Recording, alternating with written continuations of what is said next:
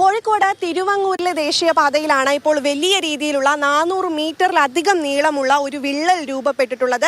ഏകദേശം ബുധനാഴ്ചയോടുകൂടിയാണ് ഈ രീതിയിലുള്ള 400 മീറ്ററിലധികമുള്ള വിള്ളൽ രൂപപ്പെട്ടത്.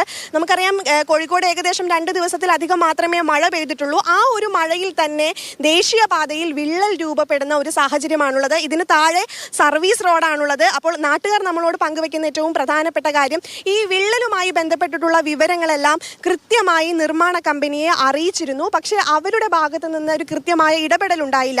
കാരണം ഈ പ്രദേശത്ത് ഈ നിർമ്മാണം തുടങ്ങിയപ്പോൾ മുതൽ ഈ പ്രദേശത്തുള്ളവർ ദുരിതത്തിലാണ് എന്നുള്ളത് നമുക്ക് എല്ലാവർക്കും അറിയാം. പലതവണ ഇത് വാർത്തകളിൽ ഇടം നേടിയിട്ടുള്ളതാണ്, ഇതിന്റെ നിർമ്മാണവും മറ്റു ബന്ധപ്പെട്ടിട്ടുള്ള കാര്യങ്ങളുമായിട്ട്.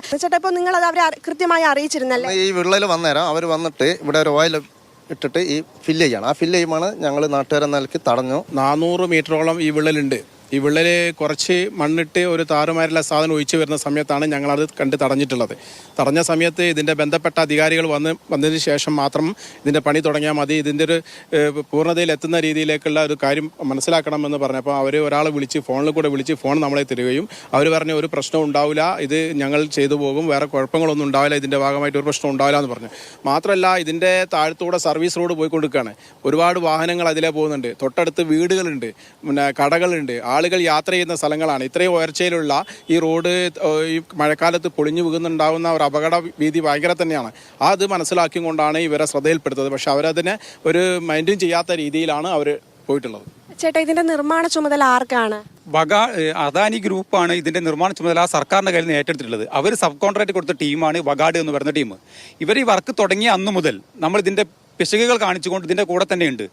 ഇപ്പോൾ ആദ്യമായിട്ട് ഉണ്ടാക്കിയിട്ടുള്ള ഡ്രൈനേജാണ്. ഡ്രൈനേജിൻ്റെ മുകളിൽ കൂടിയാണ് വാഹനം കടന്നു പോകേണ്ടത്. പക്ഷേ ആ സ്ലാബൊക്കെ തന്നെ നിരന്തരം പൊട്ടുന്ന അവസ്ഥ. പിന്നെ സർവീസ് റോഡിൻ്റെ അവസ്ഥയാണെങ്കിൽ സർവീസ് റോഡ് വീതിയില്ലാത്ത പ്രശ്നങ്ങൾ, വാഹനം പോകുമ്പോൾ സർവീസ് റോഡ് താന്നു പോകുന്ന പ്രശ്നങ്ങൾ, ഇതൊക്കെ തന്നെ നേരത്തെ കാണിച്ചിട്ടുള്ളതാണ്. CPIMന്റെ നേതൃത്വത്തിൽ ഇവിടെ NHI ഓഫീസിന് മുന്നിൽ സമരം നടത്തി. അതേപോലെ തന്നെ ഇവിടെ രാപ്പകൽ സമരം, ഈ അണ്ടർപാസിൻ്റെ അടിയിലിരുന്നു കൊണ്ട് ഞങ്ങൾ രാപ്പകൽ സമരം നടത്തി. ഇങ്ങനെയുള്ള സമരങ്ങളൊക്കെ നടത്തിയിട്ടും ഒരു നിയമവും പാലിക്കാത്ത രീതിയിലാണ് ഈ വഗാഡ് എന്ന് പറയുന്ന കമ്പനി മുന്നോട്ട് പോയിക്കൊണ്ടിരിക്കുന്നത്. അപ്പോൾ വളരെ ലാഘവത്തോടെയാണ് നിർമ്മാണ കമ്പനിക്കാർ ഇതിനെ കാണുന്നത് എന്നാണ്. അപ്പോൾ കണ്ണിൽ പൊടിയിടാനാണ് ചെയ്യുന്നതെങ്കിലും അതെങ്കിലും നേരെ ചെയ്യാമായിരുന്നു എന്നാണ്. കാരണം എനിക്കൊരു ചിത്രം വരച്ചതുപോലെയാണ് ഇത് തോന്നുന്നത്.